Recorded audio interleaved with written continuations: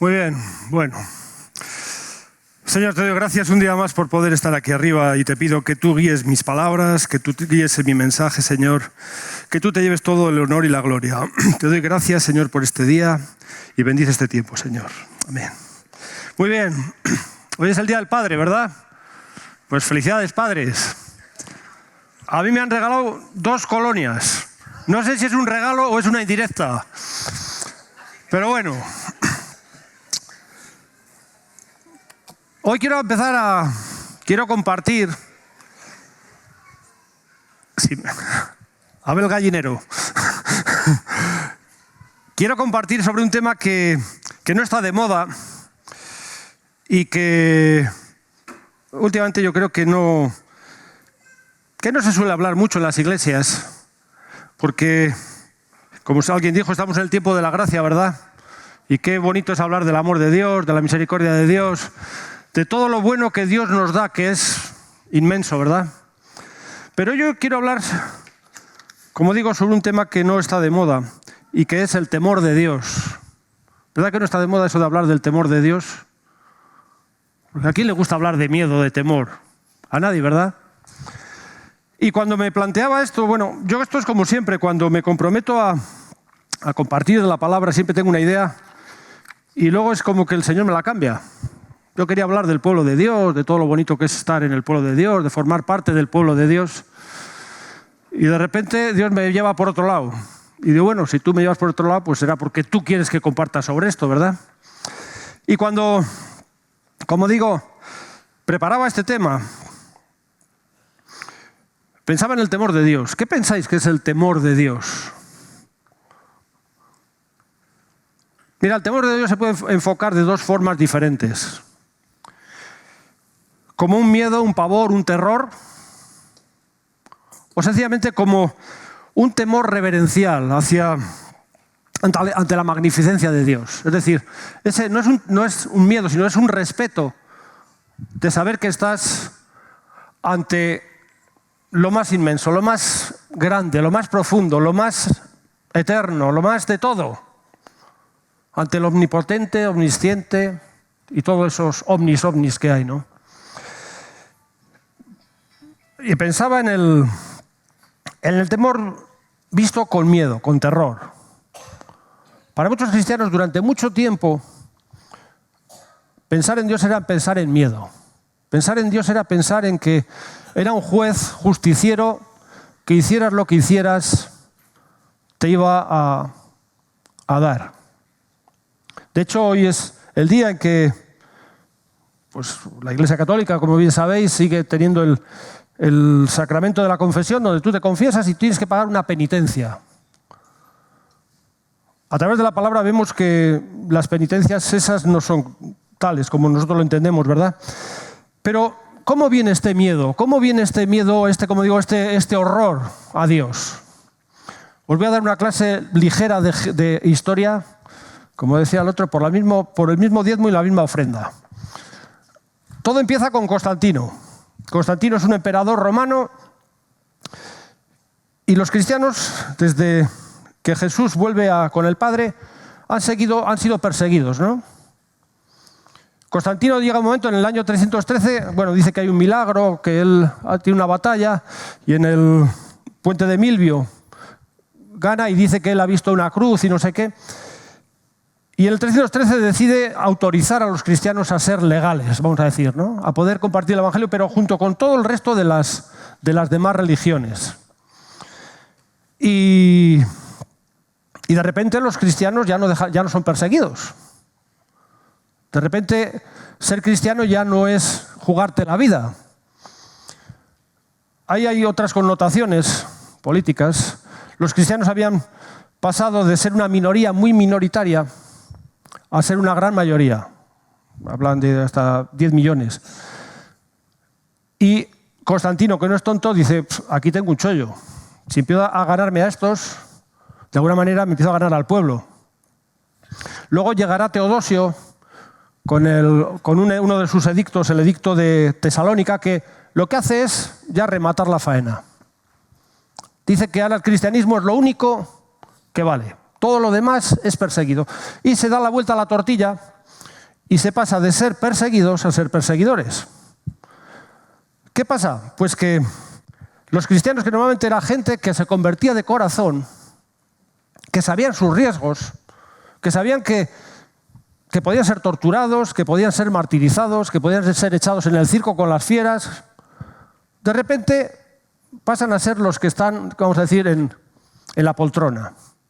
¿Y qué pasa entonces? Pues que al ser la religión oficial, ¿quién creéis que pasan a ser las autoridades de la Iglesia? Pues no, ningún otro que las clases poderosas. Todos los que son hijos de reyes, príncipes, nobles, etcétera, de repente empiezan a coger los cargos de la Iglesia. De repente empiezan a ser obispos, arzobispos, papas, y eso se da a lo largo de la historia. Y hablo de la Iglesia, pero de la Iglesia nuestra, ¿eh? Nadie piense que esto es de la Iglesia de los católicos. Entonces solo había una Iglesia, y esa Iglesia era la nuestra, ¿no? ¿Qué pasa con eso? Que de alguna forma el poder se da cuenta que la fe utilizada a su conveniencia puede ser un arma que tiene mucho valor. Mirad, en las dictaduras dice que siempre se busca la opresión de dos formas. Aquí lo vimos con la Iglesia, desgraciadamente con la Iglesia católica en pasado, ¿no? La opresión física, tener un ejército y una policía que físicamente controle a las personas. Y luego hay otra forma de controlar, la forma mental, ¿no? La forma, vamos a decir, espiritual. ¿Y eso a través de qué se hace? Pues a través de la religión. Y como digo, lo que había sido hasta el año 313, perdón, una vida de fe, una vida de conversión profunda, porque te jugabas, como digo, como siguen muchos cristianos hoy jugándose en algunos países, la vida, pasó a ser un arma del Estado, un arma de los poderosos. Y hay que entrar en juego, por supuesto, entra el miedo. El miedo es el que hace que a todas las personas, porque ya no solamente era vamos a decir, a los ignorantes, a los pobres. Con la religión se controla a todo el mundo. Y vemos las grandes catedrales. ¿Cómo pensáis que se hicieron las grandes catedrales? Pues con mano muy barata, que era la mano de los pobres, que lo que hacían era entregar jornadas de trabajo a cambio de tener menos años en el purgatorio y esas cosas que había entonces, ¿no? Los ricos, ¿cómo? A base de hacer donaciones para que esos templos se levantaran para la gloria de Dios, decían. Para el Dios que nosotros conocemos, que desde luego que no, pero para la gloria de los hombres sí. Era tanto el terror, el miedo al juicio, que la gente hacía cualquier cosa por librarse del juicio final. He traído unas imágenes, estas corresponden al románico, pero luego en el gótico todavía se veía, si me deja, para que veáis cómo funcionaba esto. Esto era en los templos, esto es en la época románica, el templo era donde la gente aprendía. Los cultos eran en latín, y por tanto, mucha teología no se aprendía, ni mucha enseñanza de los sacerdotes y demás. Que, por cierto, a raíz del cambio histórico, la Iglesia adopta formas del Antiguo Testamento, sacerdocio, lugares santos, santísimos, etcétera, etcétera, ¿no? ¿Qué pasa? Que los templos, como digo, eran libros abiertos para los fieles. Y ahí se veía lo que te esperaba si no cumplías con lo que decía la religión. Ya no digo Dios, digo la religión, como veis. Pues ya veis un monstruo que se come a las personas, hay multitud de imágenes. Este es muy gracioso porque esto es el típico blasfemo que dice que el monstruo le va a arrancar la lengua por ser un hereje y decir blasfemias. Aquí, como veis, esto es una parte del juicio final. Evidentemente es el infierno, pues lo típico. Pues llamas eternas donde te vas a quemar no 1 año, ni 2, ni 5, ya de por vida, por la eternidad. Gente colgada, es ya veis. No sé si se ve bien ahí lo estoy viendo perfectamente. Todo eran monstruos, todo eran situaciones horribles, lo que te esperaba después de muerto. Ahí seguís viendo, otro monstruo que se come a las personas. Si os fijáis en alguno de los templos románicos, todo va así. El miedo era horrible. Era algo que a la gente realmente le conmovía. Te das cuenta que es un tiempo en donde dudo mucho que hubiera ateos. La gente era creyente prácticamente al 100%. Y la gente se guiaba por lo que veía, por lo que le enseñaban, que eran estas cosas. Como digo, la interpretación de las Sagradas Escrituras, que solo era para unos pocos, la Biblia no se podía leer. Como bien sabéis, hasta que no llega Lutero en el siglo XV, no llega la traducción de la Biblia a las lenguas vernáculas, que para los que somos de GB, a las lenguas de cada lugar. Esto era lo que la gente aprendía de la Iglesia. El Papa tenía poder, es decir, omnipotente, es decir, el Papa casi hacía y deshacía, pero a nivel mundial. Decidía cuándo había que hacer guerras, cuándo no. Eso llegó a tal corrupción que, bueno, pues luego pasó lo que pasó y que gracias al Espíritu Santo, pues la Iglesia se siguió manteniendo, ¿no? Porque yo no creo que fueran hombres los que hicieron los cambios. Fueron hombres guiados por el Espíritu Santo, ya fuera por, como digo, la Reforma Protestante o la Reforma Radical. Perdón. Pues a lo que voy. Esta es una parte del miedo, del temor de Dios, ¿no? Tú puedes pensar que Dios lo que te quiere es para esto, ¿no? Para que sufras por la eternidad, que sufras y más sufras porque no has dado la talla. Y mirad, gracias a Jesús damos la talla. Pero si no conoces a Jesús, te animo a que le conozcas. Porque si no te puede pasar como me pasó a mí, ¿no? Que hasta que me convertí con 25 años, siempre pensé que este Dios no me convencía. Que un Dios que solamente te juzga, ¿qué mérito tiene? Y un Dios que solo te hace cumplir normas y leyes que son incumplibles, porque al final, sí, tú puedes ser muy bueno en unas cosas, pero siempre caerás en algo. Este Dios no me convencía, y es verdad que Jesús vino para traer la gracia, pero eso vendrá después, ¿no? Si os fijáis, esto ya es, lo he puesto porque, bueno, esto ya es finales del siglo XV, esto es el Duomo de Santa María de Fiore en Florencia. Allí hay una cúpula de Brunelleschi de 100 metros de altura, me parece que son 45, he leído en algún sitio, de ancho, y es una pasada. Nosotros estuvimos, Música Silda y nosotros hace ya unos años, sé que alguno más lo habéis visto, y me vino esto cuando estaba preparando esta predicación, porque es muy curioso.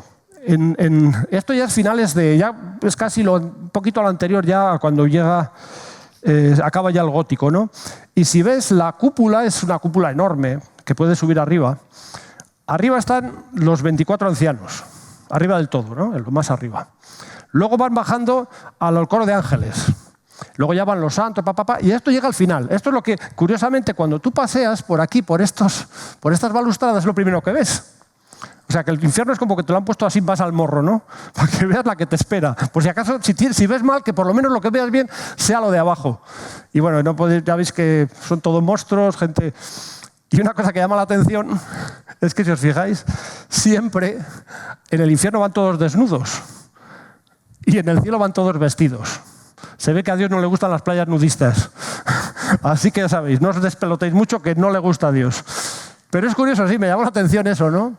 Y luego, bueno, pues aquí ves todo monstruos, arriba ves todo, pues, caras, pues eso, santificadas, angelicales, y ya te puedes imaginar, ¿no? Pero bueno, por verlo, por curiosidad, os lo enseño, ¿no? Ya veis aquí el demonio, bueno, lo que te puedes imaginar. Este es el temor de Dios mal interpretado, que es la visión terrorífica que genera miedo, un miedo espantoso al juicio final. Y la pregunta en el fondo es, ¿cómo vas a pasar la eternidad? ¿cómo vas a pasar tú la eternidad? Posiblemente digas, no, yo no creo en Dios, yo no creo en nada, pues... Pero es curioso también eso, lo que me llama la atención, porque cuando vas a entierros de personas que se han dicho no creyentes, los que salen a hablar del difunto, que no es creyente, dices, bueno, allá donde estés, esto lo creo que lo comparto una vez más, porque es una cosa que siempre me llama la atención. No crees en nada, pero allá donde estés, joder, si no crees en nada, no estás en ningún lado, ¿no? Por eso digo que eso de ser ateo hoy, no sé si se lleva mucho, por mucho que alguno lo hable mucho de boquilla. Cuando llega el tiempo de ver la muerte cara a cara, no sé si todo el mundo lo tiene tan claro, ¿no? Pues como decía, ¿no? El mensaje del Evangelio se prostituyó de tal manera que tuvieron que surgir movimientos como digo, ¿no? Ya a lo largo de la historia siempre ha habido movimientos radicales, movimientos que realmente han mostrado lo que era la verdad de Dios. Siempre Jesús, siempre el Espíritu Santo ha sostenido movimientos que de alguna forma siguieran la esencia del Evangelio, ¿no? Y aquí esto empezó a cortarse, como digo, con Lutero, Calvino y compañía, y con la Reforma Radical, que algún día hablaremos con más tiempo, ¿no? Y ya digo, no penséis que por ser evangélicos somos mejores. Que nadie lo piense, porque hasta entonces éramos todos de estos también. Y bueno, luego tenemos la otra parte. El temor de Dios como un temor reverencial ante la magnificencia de Dios. Es decir, ese temor que te depara estar ante lo más grande, lo más increíble.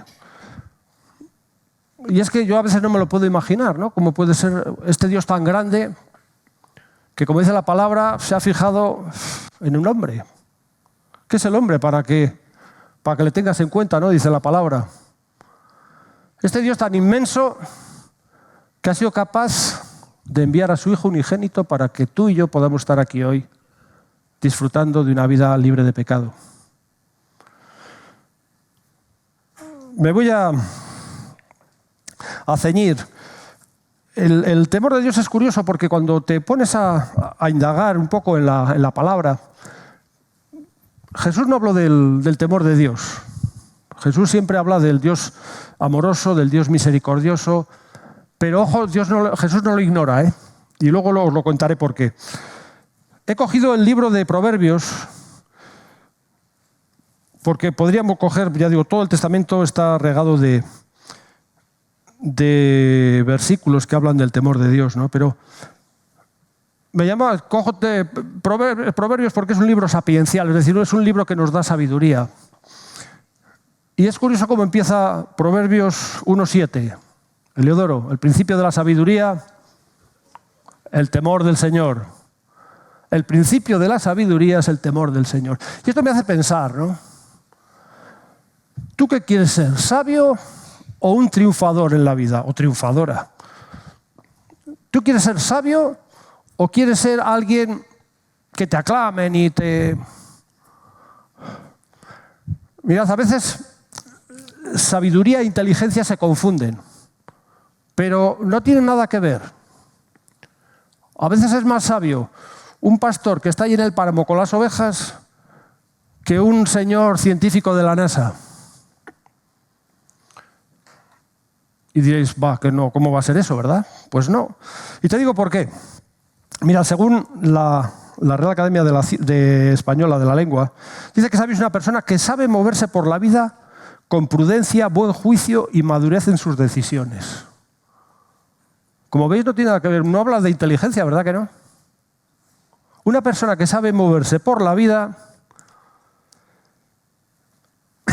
con prudencia, buen juicio y madurez en sus decisiones.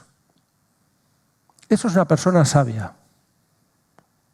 Inteligente es otra cosa. Inteligente es una persona con especial capacidad para resolver problemas, ya sean físicos, químicos, etc. Es verdad que ahora está de moda eso de las diversas inteligencias y ahora hay, inteligencia musical, inteligencia artística, inteligencia emocional, hay muchas. Pero lo que nosotros conocemos de toda la vida, el inteligente, ¿quién era? El listo de la clase, ¿verdad que sí? El listillo. ese que las cogía al vuelo, que tú te podías estar rompiendo hasta la última neurona y parece que no pillabas el problema y el tío llegaba y hacía ¡plaf! Y dices, joder, macho, ¿tan tonto soy? Pues sí, un poco mejor sí. Me contaban una anécdota de... Una vez estaba yo en un curso hace ya muchos años, y el curso que lo daba era una persona que había hecho un licenciado en físicas, que física supongo que es una cosa que ya tiene su aquel, ¿no? Y este nos contaba que una vez en un examen final, pues el profesor les había dejado llevar todos los apuntes, todos los libros, todo lo que quisieran. Los que sois estudiantes sabéis que cuando te dejan llevar todo, malo. Malo porque lo que te van a poner no está ahí. Y contaba eso que llegaba al examen final y todos, pues claro, lo típico, 7 tomos, no sé cuántos apuntes cargados hasta arriba, exámenes de 3 horas. Y dice que había no sé cómo llamarle, un señorito, un compañero, que llegaba con un diccionario de ruso-español, pero de los pequeños, no de los grandes, así, debajo del brazo. Claro, empieza el examen y todo el mundo pues desgañitándose, libro para arriba, libro para abajo, apuntes para aquí, para allá, todo desparramado ahí en la mesa, y el otro viendo el libro de ruso-español y de los pequeños. Cuando faltaba poco más de media hora, coge las hojas y pim, pam, pim, pam, pim, pam. Ya sabéis lo que sacó. El number one. Hay gente de esa. Hay gente de esa. Pero eso hace que sea mejor persona, eso hace que sea más feliz, eso hace que tenga más paz, que una persona tenga una capacidad extraordinaria para, en este caso, problemas de la física, pero hay gente que es muy capaz para la música o para tantas cosas, tantas disciplinas. Lo que estamos hablando aquí es de sabiduría. Y la sabiduría es otra cosa. La sabiduría es saber vivir, ir por la vida, como digo, con juicio, con prudencia, con templanza, sabiendo elegir lo mejor, lo que más te conviene. Eso es otra cosa. Yo puedo hablar de gente que como digo, resolviendo problemas son cracks. Yo lo he visto, compañeros que además son muy hábiles para pillarlo todo al vuelo. Pero luego son un desastre en su vida particular. Como veis, el principio de la sabiduría es el temor de Yahvé, o de Jehová, o del Señor. Ese temor que empieza como digo, en primero, saber que hay un Dios poderoso, que hay un Dios infinito y que está aquí, y que está a tu lado. Cuando tú empiezas a ver eso, primero hay una cosa que te das cuenta, que tú ya no eres el centro del universo, que como se dice, que tú no eres el tapón del océano, que no eres la última Coca-Cola del desierto, ¿verdad? Vamos a decir. Que hay alguien que es inmensamente más grande que tú y que quiere estar contigo, pero tú ya no eres el personaje principal.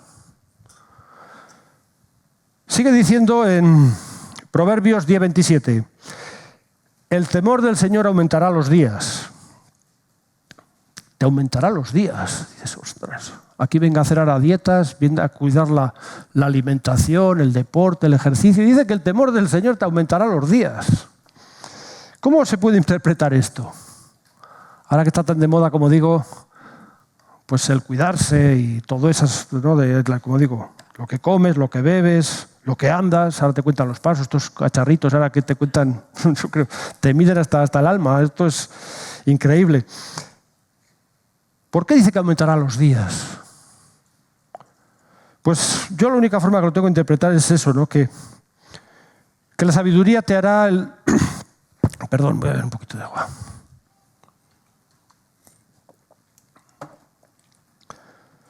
La sabiduría, que es el fruto del temor de Dios, te hará tomar buenas decisiones. Y tomar buenas decisiones a todos los niveles. Porque tomar buenas decisiones no solamente es a veces cuando compro esta casa o no la compro. No, las buenas decisiones se toman cada día. Las buenas decisiones es lo que tú debes y lo que no debes hacer cada día. ¿Cómo te tienes que guiar? Y ya no te digo nada cuando llegan decisiones más grandes, ¿no? Cuando ya tienes que decir, pues eso, ¿no? ¿Mato a la suegra o no la mato? Eso diría Juan de Geber. ¿Me entendéis a dónde voy, no? La vida es el día a día. La vida no es solamente para los grandes momentos. La vida no solamente es para cuando tienes que casarte o tienes que... Esos momentos en donde tú eres el gran protagonista, ¿no? O cuando tienes que morirte. La vida es para cada día. Para cada día. ¿Cuándo tengo que hablar? ¿Cuándo tengo que callar? ¿Cuándo tengo que reír y cuándo tengo que llorar? ¿Cuándo tengo que gozar y cuándo tengo que sufrir?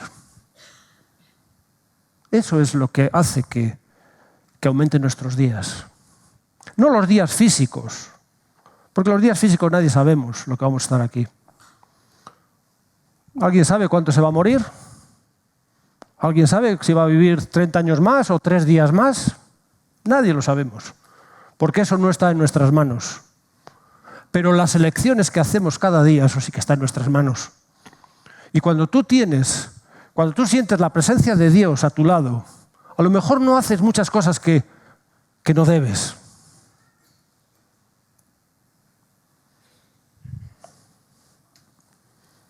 Si tuviéramos la conciencia todo el tiempo de que Dios está a nuestro lado y que está aquí, a mi lado ahora, a lo mejor muchas de las cosas, muchas de las decisiones, como digo, que tomamos no las tomaríamos. Porque ahí es donde empieza la sabiduría. Proverbios 14:26, en el temor del Señor está la fuerte confianza. Mirad, vivimos una vida donde todo va muy deprisa. Y cada uno pone una confianza en algo.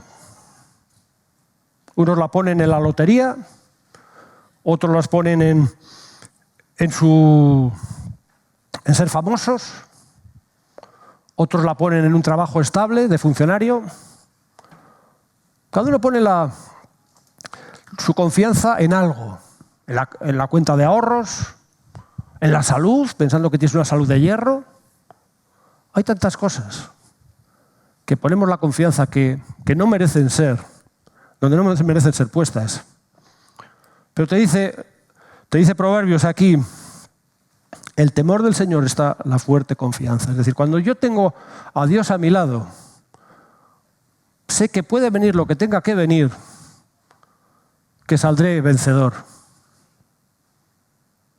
Venga lo que tenga que venir. Y ojo, yo estoy hablando ahora que en este momento, gracias a Dios, la cosa parece que me va muy bien. Tengo una familia maravillosa, tengo un trabajo estable, bueno, lo que una persona media puede añorar. Pero eso nunca puede ser.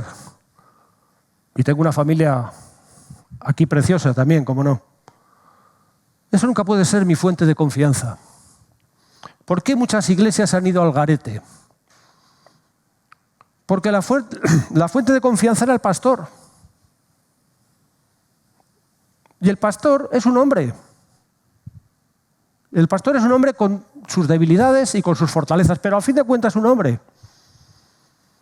Y cuando tú te agarras a un hombre, eso se cae. Agárrate a Dios, que eso no se va a caer. Ni ahora ni nunca. Ni ahora ni nunca.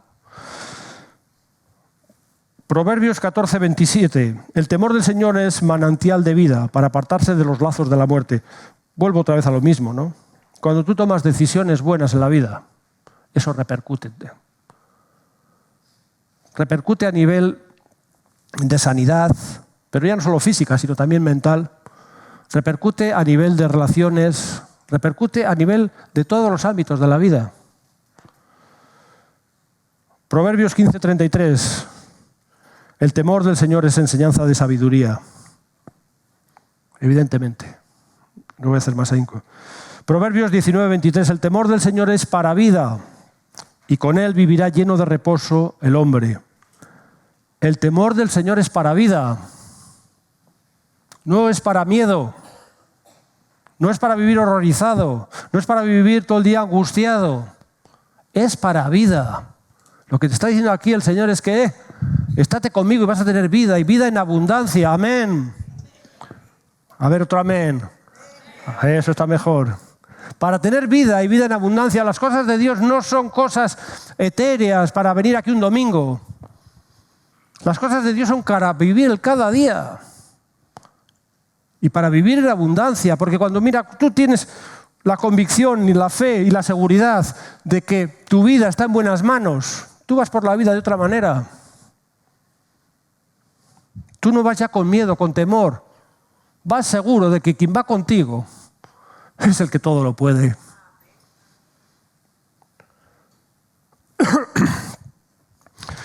Y para finalizar, Proverbios 3:7, no seas sabio en tu propia opinión, teme al Señor y apártate del mal. Como veis, si vais cogiendo todos los consejos, son consejos para vida y vida en abundancia. Pero bueno, ahora vuelvo otra vez a lo que antes he hablado un poquito. ¿Cómo es que Jesús apenas habla del temor de Dios? El temor de Dios está reflejado casi todo en el Antiguo Testamento, en la ley y los profetas.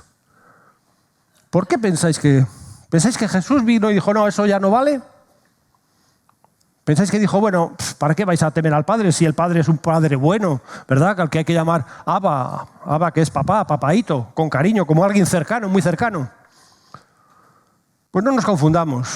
Jesús, ¿qué dijo en Mateo 5:17? No he venido para abrogar la ley y los profetas. No he venido para decir, y aquel que no cumpla ni una coma, ni un punto, ni una tilde, no me vale. ¿Verdad que dijo eso Jesús? Pues como veis, Jesús no vino a quitarnos esta parte tan importante de la relación con Dios, que es esa reverencia a Dios, al Padre. Como digo, podemos a veces pensar que cogemos el Nuevo Testamento y el Antiguo Testamento lo dejamos aparte. Mirad, creo que lo hemos dicho infinidad de veces y lo vuelvo a repetir. Toda la Biblia, toda la palabra de Dios, sea el Antiguo o sea el Nuevo, está referido a Jesús. Y solo se puede leer y solo se puede interpretar referidas a Jesús. El problema que hemos tenido, como os contaba a lo largo de la historia, es que los hombres cogieron lo que les interesaba para malinterpretar las Sagradas Escrituras. Como se ha seguido haciendo durante la historia, no penséis que esto es de hace 500, 600 años. Cuando se ha justificado la esclavitud, no era porque se leyera la palabra a la luz de Jesús. Cuando se ha justificado que la mujer era alguien inferior al hombre, era porque se malinterpretaban textos, no se cogían a la luz de Jesús. Cuando se han bendecido los cañones para ir a la guerra, eso era malinterpretar la palabra de Dios. Porque, como digo, Jesús no vino para abrogar, para quitar la ley, sino todo lo contrario. No penséis que yo he venido a poner fin a la ley de Moisés y a las enseñanzas de los profetas. No he venido a ponerles fin, sino a darles verdadero sentido.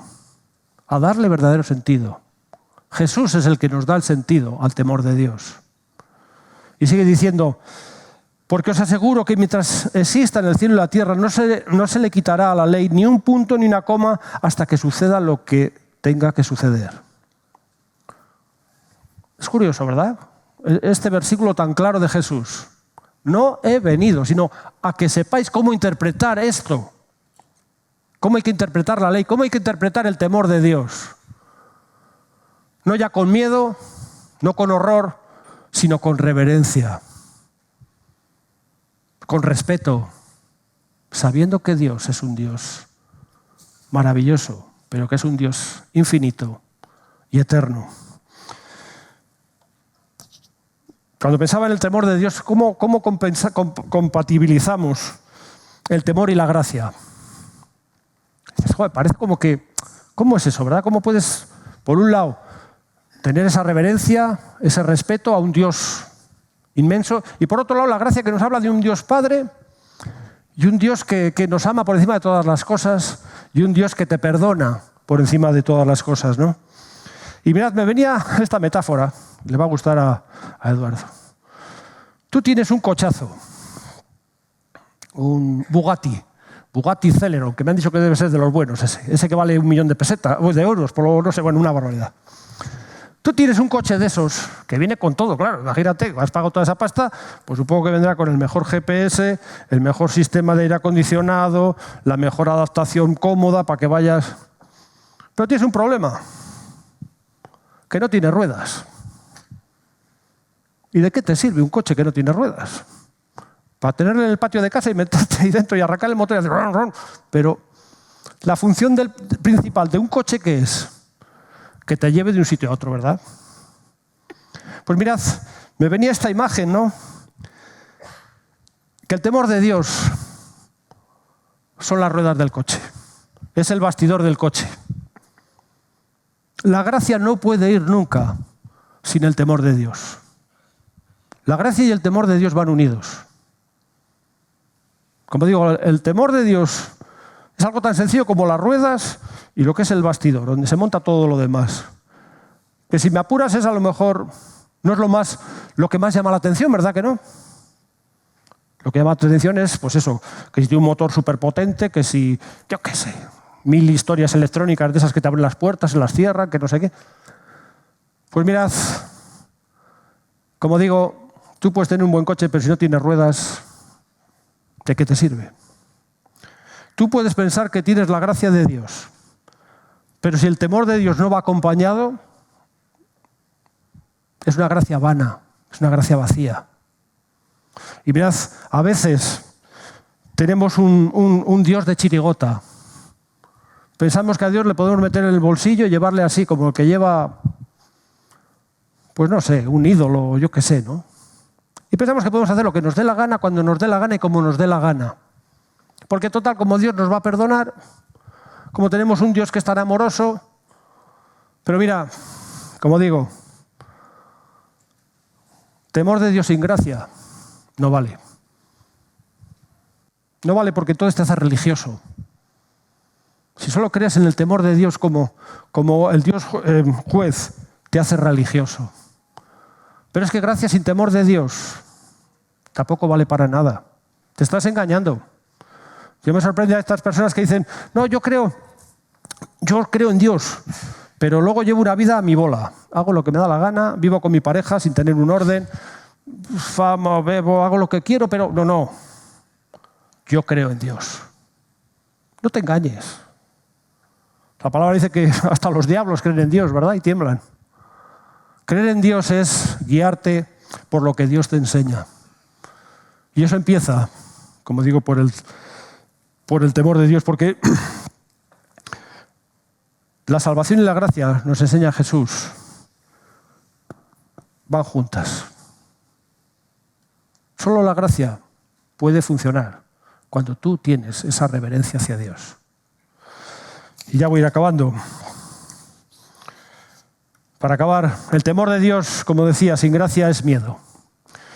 Si te guías solo por el temor y el miedo a un juicio divino, donde constantemente necesitas la aprobación de ese Dios juez en todos tus actos, hará que vivas una vida esclava del miedo y tu vida se llenará de leyes y frustración, puesto que nunca darás la talla como para cumplirlas.